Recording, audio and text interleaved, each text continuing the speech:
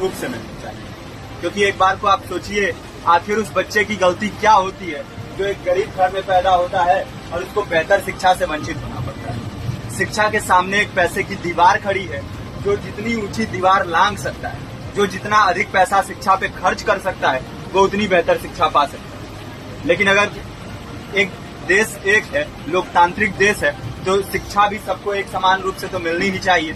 आज परिस्थिति ये है कि एक तरफ तो प्राइवेट स्कूल हैं जो लूट के अड्डे बने हुए हैं, वहां पे आप एडमिशन कराने जाएंगे तो सिर्फ एडमिशन के नाम पे ही आपको 10,000 20,000 रुपए देना होगा। और कमीशन खोरी का ऐसा धंधा है कि कॉपी, किताब, टाई, बेल्ट, ड्रेस, जूता कहाँ से खरीदना है ये आप नहीं तय करेंगे वो प्राइवेट स्कूल वाले। यानी आम लोगों की मेहनत की आखिरी कौड़ी उनके जेब से वसूल लेना चाहते हैं। और दूसरी तरफ सरकारी स्कूलों में न तो पर्याप्त टीचर है, न पर्याप्त बिल्डिंगें।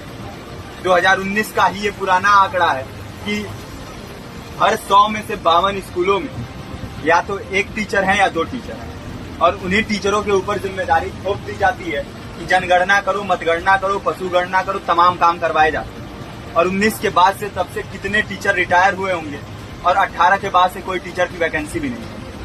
आप खुद भी सोच सकते हैं ये परिस्थिति और कितनी बिगड़ी हो। इसीलिए हम लोग ये मांग उठा रहे हैं, चाहे कोई राष्ट्रपति का बच्चा हो या किसी मजदूर का, सबको शिक्षा एक समान मिलनी चाहिए और निःशुल्क रूप से मिलनी चाहिए। प्रेमचंद ने अपने दौर में भी कहा था कि एक सभ्य समाज में ऊंची से ऊंची तालीम मुफ्त होनी चाहिए और इसका पूरा खर्च गवर्नमेंट को उठाना चाहिए, क्योंकि हमारे देश को फौज से ज्यादा आवश्यकता तालीम की। और शिक्षा से जुड़ता हुआ ही दूसरा मुद्दा हम लोग उठा रहे हैं। दूसरा मुद्दा है रोजगार का।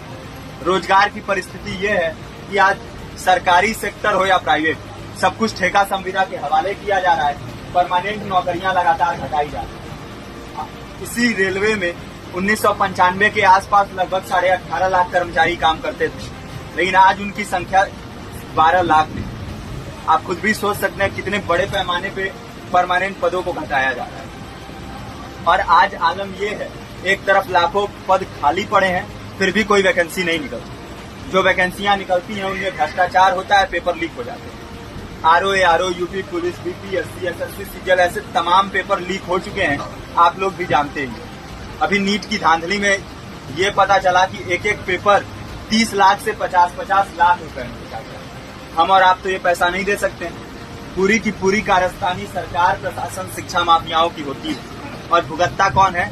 आम घरों के लोग, जो लोग सालों साल तैयारी करते हैं, दिन भर में 10-10 घंटे, 12-12 घंटे पढ़ते हैं। और इतनी कड़ी मेहनत के बाद, सालों साल की मेहनत के बाद उनके हाथ लगती है तो सिर्फ हताशा, निराशा, अवसाद।